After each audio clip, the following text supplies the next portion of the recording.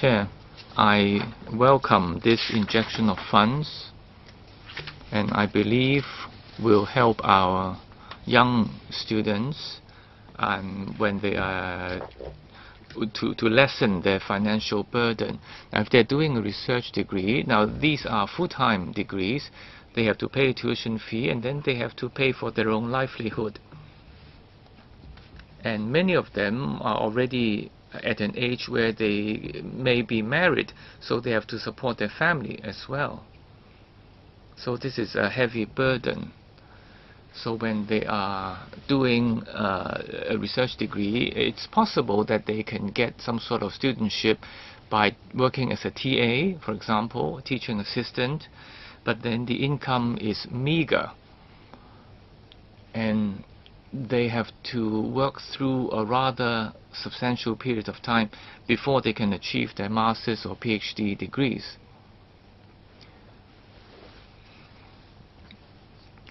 Now, this financial consideration is a major consideration for anyone intending to apply for such degrees.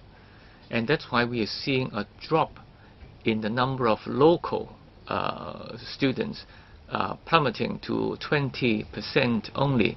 Now, but then of course the cost of training one such student is substantial, and in other words, our local students are not benefiting from such training schemes. So the number or the amount of locally trained people is not enough. Now, what we are proposing now is really to waive the tuition fees, but it's not really sufficient to fulfill all the financial needs. They would still be discouraged from pursuing such research degrees. My question is, now, in the paper that I submitted, now questions on scholarships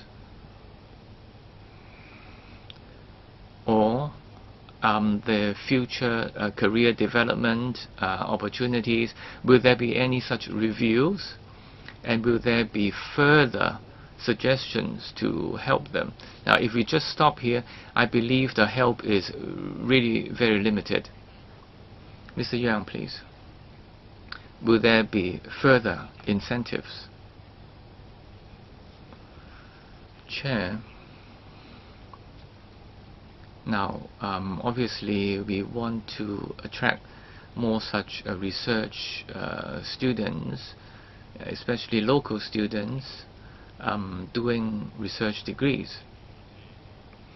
But as has been said, there are different considerations, and they may prefer to go overseas to do a research degree.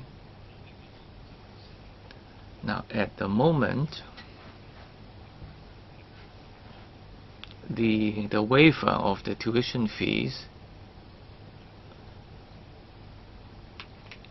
is a definite advantage, a definite incentive. Now, the policy address also mentioned the IT Bureau will help research students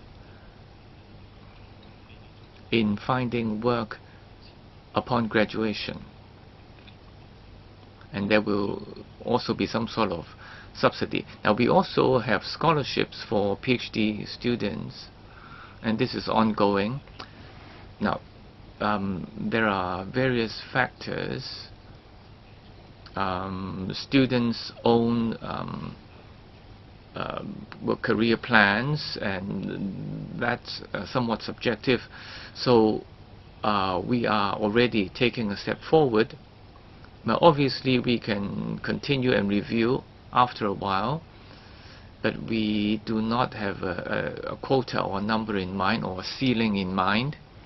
So you have to look at students' interests as well, and not just giving them funding. I mean, they have to be motivated by other factors as well.